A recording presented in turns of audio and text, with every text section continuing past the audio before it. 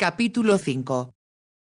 Cuando Senda dejó al conde, corrió en busca de la señora Davison. No estaba en su habitación, así que la buscó hasta que la encontró en el cuarto de blancos. En el momento en que Senda llegó, un lacayo le estaba diciendo: «Su señoría desea verla en el estudio, señora Davison». «Voy de inmediato», repuso la mujer dejando a un lado las fundas que estaba ordenando. Se dispuso a seguir al lacayo, pero Senda la tomó del brazo. «Escuche», pidió ella en voz muy baja. «Acabo de ver a su señoría. Cualquier cosa que él le solicite respecto a mí, acceda, mas no le diga quién soy». La señora Davison la miró sorprendida, pero como comprendía que su señoría la estaba esperando, se apresuró a seguir al lacayo. Senda fue a su habitación y se sentó con las manos sobre los ojos. ¿Cómo haber anticipado que eso iba a suceder? Que su posición en el castillo se viera en peligro por culpa de Lady Gratton. Más de inmediato comprendió que lo importante era que los espías de Napoleón no obtuvieran la información que deseaban. En el estudio el conde dijo: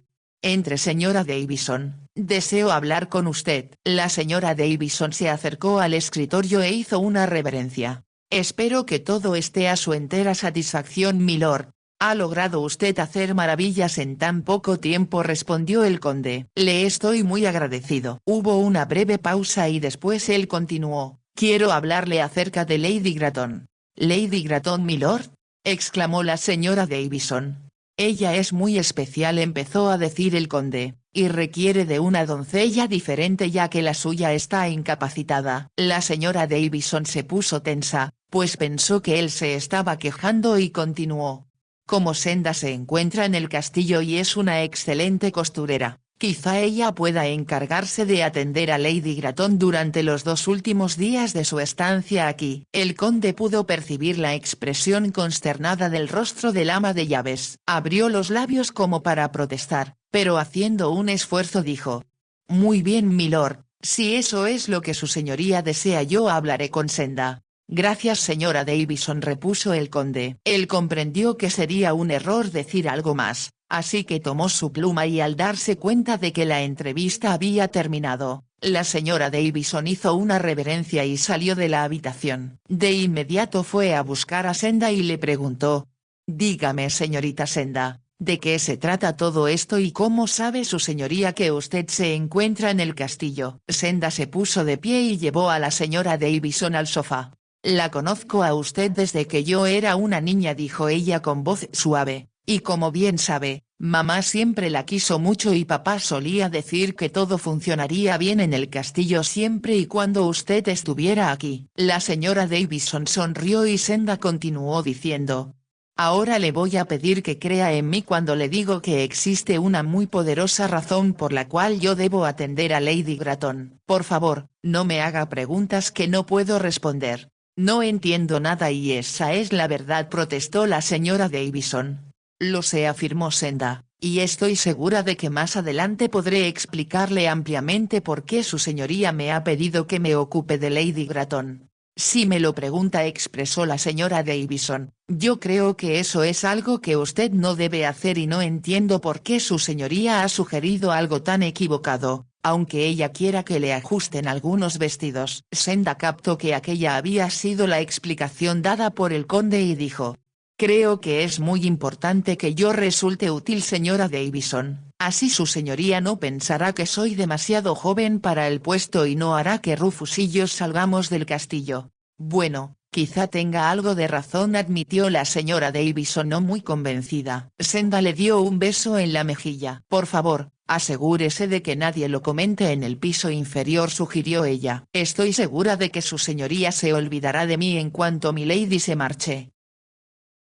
Pero el conde no se había olvidado de Senda y estuvo pensando en ella y en lo que había descubierto mientras se vestía. Poco después bajó al salón donde sus invitados y algunos vecinos empezaban a reunirse antes de la cena. Él pensó que así como en otros tiempos había admirado y deseado a Lucille, ahora solo le provocaba repulsión. Se preguntó cómo pudo haberla encontrado atractiva cuando sus manos estaban manchadas con la sangre de los hombres que estaba dispuesta a vender por un poco más que 30 piezas de plata. Supo que le daría mucho gusto poder desenmascararla y que la llevaran a la Torre de Londres para ser interrogada. Sin embargo, comprendió que para obtener la información deseada por Lord Barham tenía que representar el papel más difícil de toda su vida. Una cosa era derrotar al enemigo al fragor de la batalla y otra muy diferente, fingir un deseo que no sentía por una mujer a quien él consideraba ahora tan peligrosa como una serpiente de cascabel. No obstante, comprendía también que era muy importante que Lucille jamás sospechara que su pasión se había enfriado porque sospechaba de ella. De ser así, el hombre a quien él buscaba, el espía de Napoleón, podía desaparecer. Los años transcurridos en la marina, sobre todo cuando era capitán de su propio barco, le enseñaron al conde a tener un dominio total. Al igual que nunca mostró tener miedo ante la adversidad,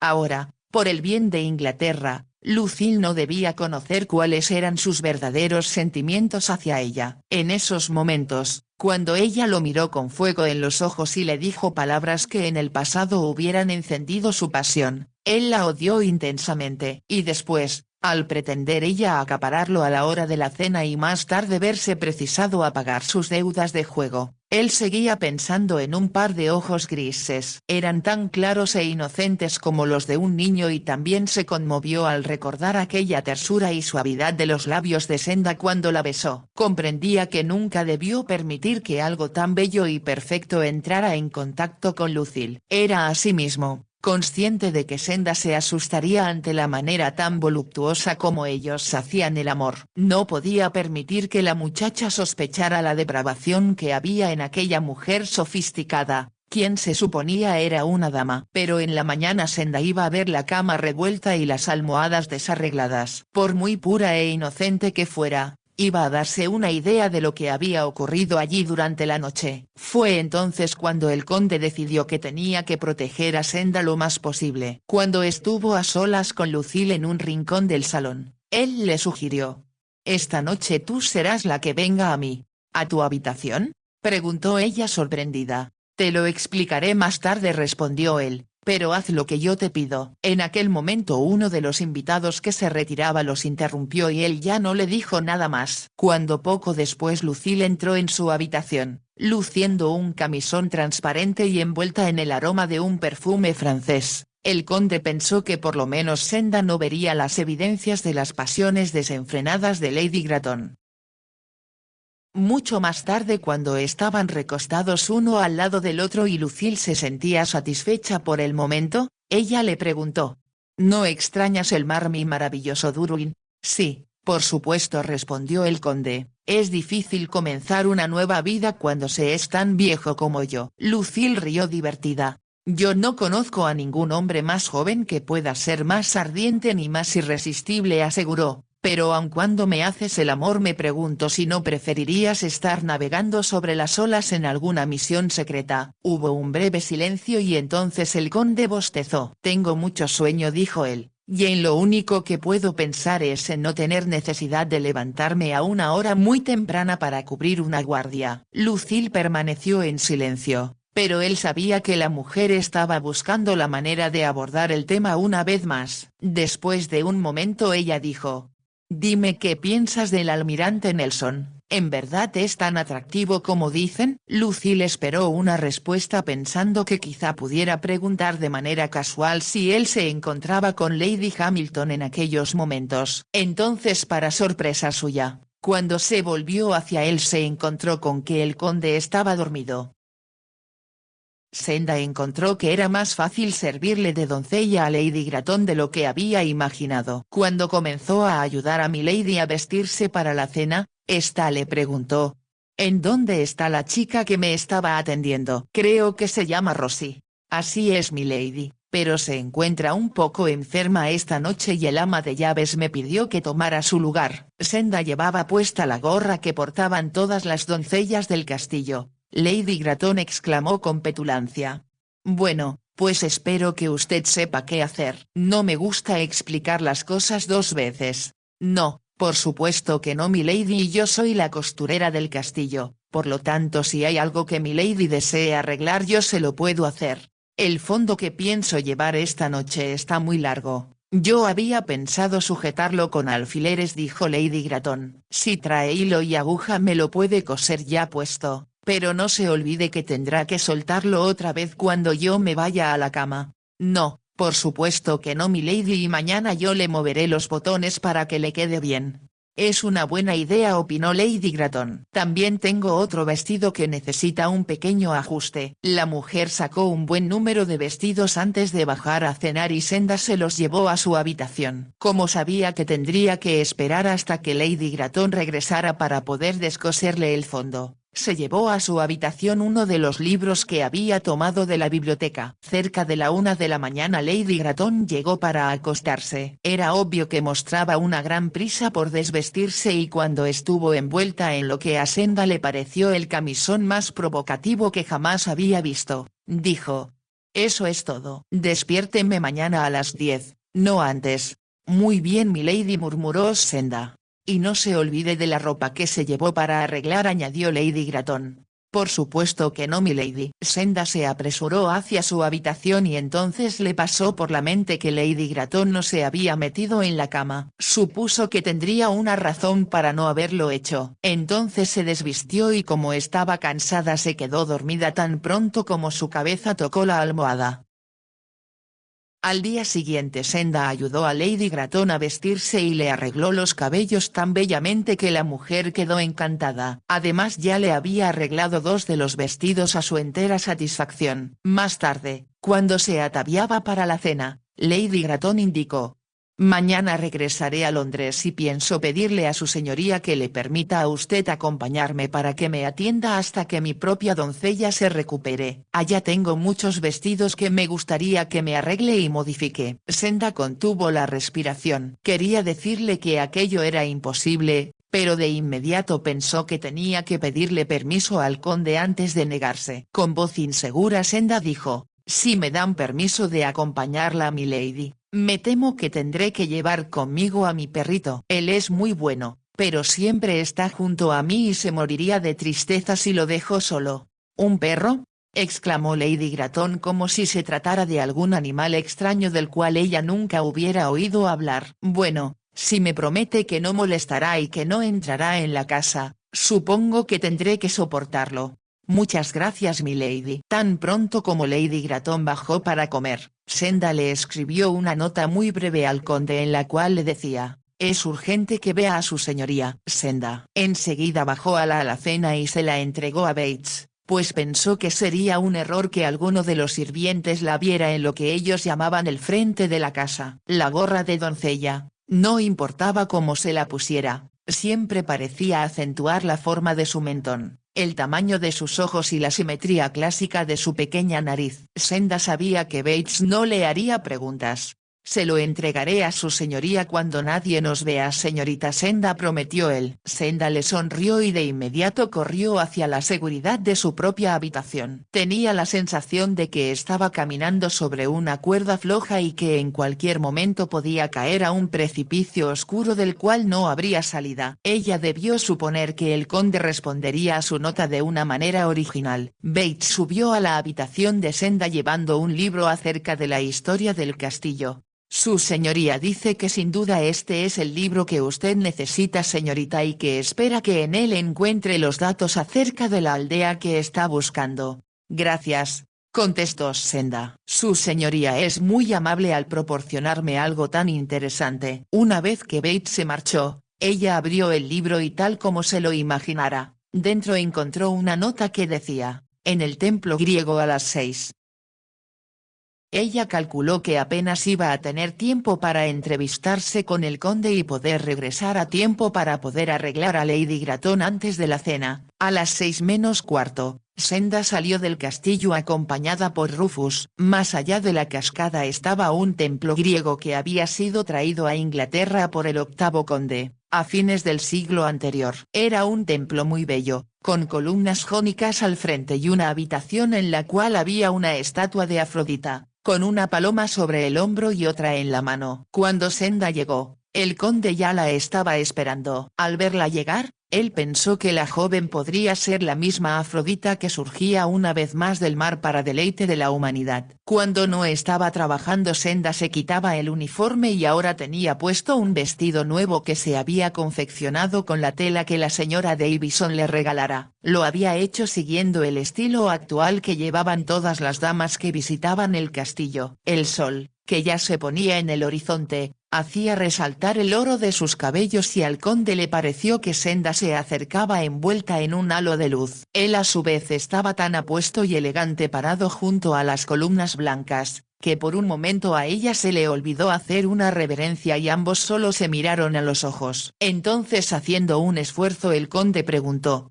¿Deseaba verme? Tenía que preguntarle a su señoría qué debo hacer, respondió Senda, ya que milady me ha pedido que me vaya con ella a Londres y la atienda hasta que su propia doncella se recupere. El conde frunció el ceño. Lucille no me ha dicho nada. Creo que piensa hacerlo esta noche. El conde miró hacia el castillo. Repudiaba la idea de que alguien tan joven e indefensa entrara en contacto con esa mujer. Y sin embargo, ¿qué más podía hacer?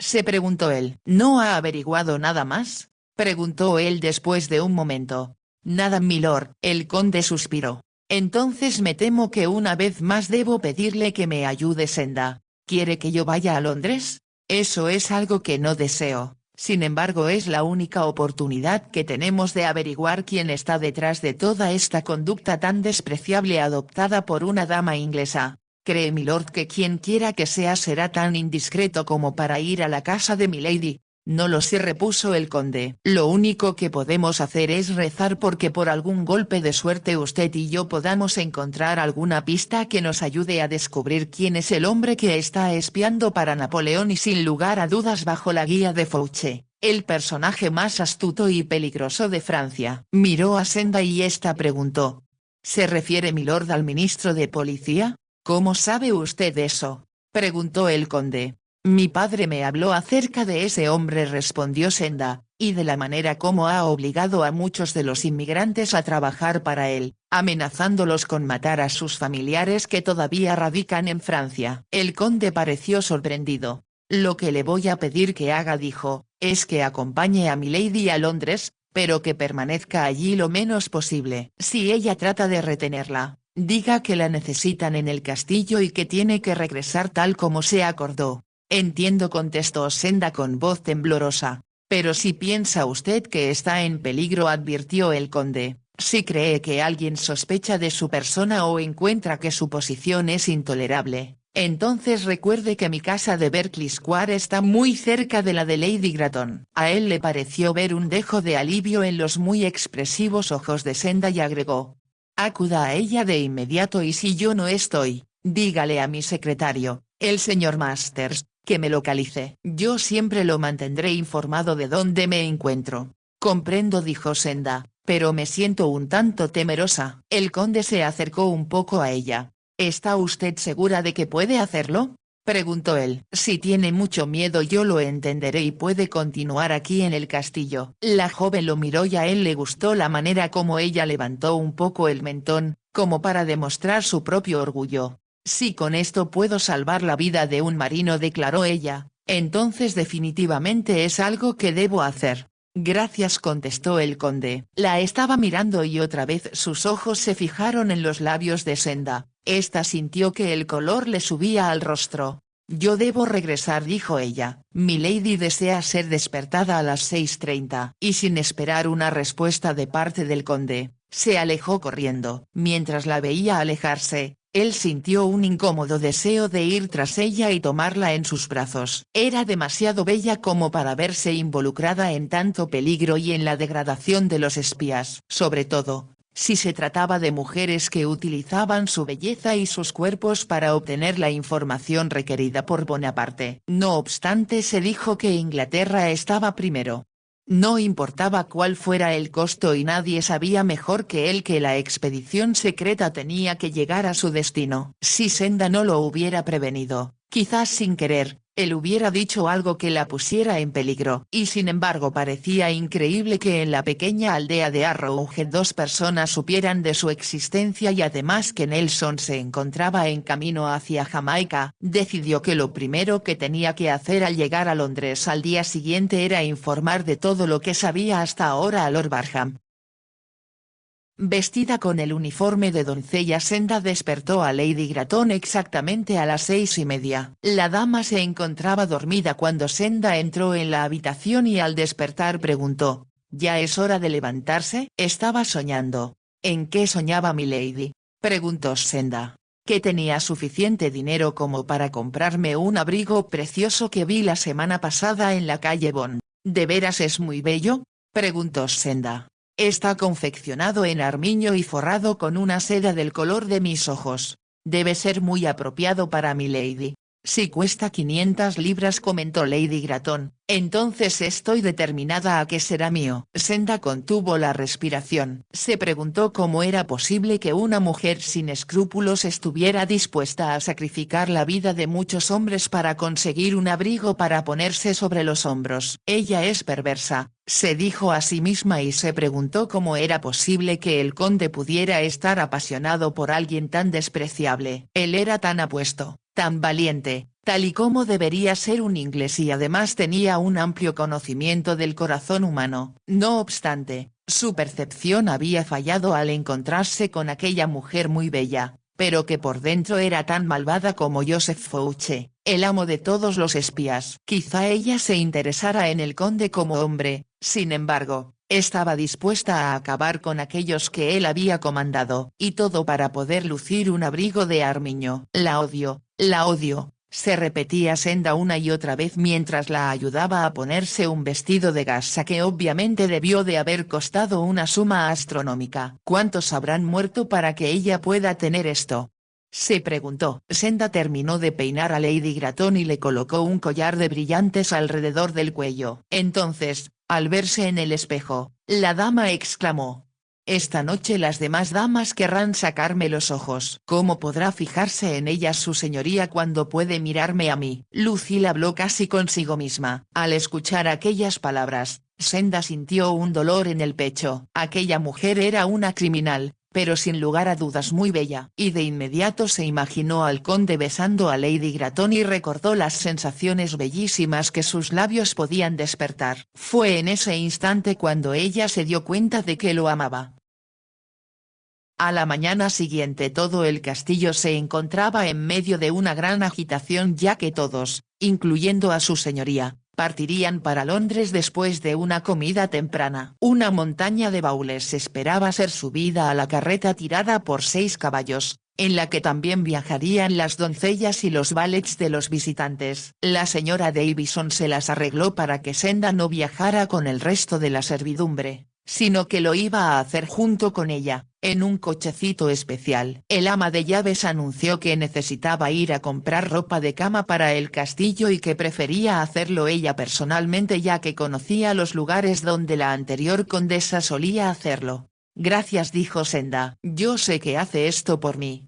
«Veo con mucho agrado el viaje», respondió la señora Davison, «y si su señoría me pregunta algo al respecto, cuando le dé una explicación, estará de acuerdo con que estoy haciendo lo adecuado». Senda pensó que quizá al conde se le hubiera ocurrido algo por el estilo, aunque él la veía como una simple costurera. Tardaron un poco más de 2 horas en llegar a Londres. Lady Gratton había partido más temprano, viajando junto con el conde en el nuevo faetón de su señoría. Senda los vio partir con un agudo dolor en el pecho. Lady Gratton aparecía muy bella con su sombrero alto, coronado con pequeñas plumas de avestruz. Cuando estuvo vestida y lista para partir, le dijo a Senda: «Disfruté mucho la visita al castillo y sé que esta será la primera de muchas. No se olvide de traer los vestidos que necesito que me arregle». «Así lo haré, milady», repuso Senda. Hay mucho por hacer en Londres, pues como comprenderá debo estar muy bien para poder complacer a un caballero tan exigente como su señoría. Ella se miró ante el espejo y agregó: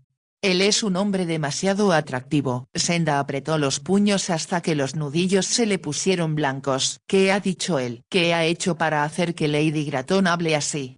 Se preguntó. ¿Solo estaría representando muy bien su papel o estaría realmente enamorado? De inmediato, se avergonzó por dudar de la lealtad del conde hacia Inglaterra. Sin embargo, cuando los vio alejarse pensó que ninguna otra pareja podría estar tan bien acoplada en lo que a apariencia se refiere. Perry los seguía en otro faetón y el resto de los caballeros se habían acomodado en varios carruajes, algunos propios y otros pertenecientes al castillo. Mientras se alejaba, su señoría no estaba pensando en sus invitados ni en Lucille, sentada junto a él. Estaba pensando en lo que le iba a comunicar a Lord Barham y como la noche anterior él había sentido sospechas del joven baronet que trabajaba en el almirantazgo. Como este era un amigo de Perry, al conde no le había llamado mucho la atención que fuera empleado en el almirantazgo hasta que recordó el comentario hecho por Lord Barham al decirle que aunque pareciera increíble, la información se estaba fugando de su propia oficina. El conde buscó la oportunidad para conversar con Sir David Jackson a solas.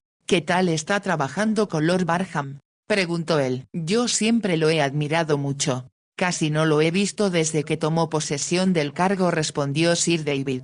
¿Entonces usted no trabaja directamente con él?, preguntó el conde. No, trabajo con el segundo secretario, respondió Sir David, quien aunque parezca extraño, es francés. Aquello llamó mucho la atención del conde aunque procuró no demostrarlo. ¿Un francés?, repitió él con indiferencia. Sí. Mas no tiene por qué preocuparse por él, intervino David. El conde Jacques de Beauvais es el hijo de un inmigrante que fue uno de los embajadores más importantes y aristocráticos de Luis XV. ¿Es verdad?, exclamó el conde. Llegó a Inglaterra, explicó Sir David, al comienzo de la revolución y se educó en Eton. El conde sonrió. Si es así, parece que es de confiar. Odia profundamente a Napoleón ya que su abuela fue guillotinada y el castillo de la familia saqueado y después incendiado. Entonces realmente no tiene por qué querer a los franceses, indicó el conde.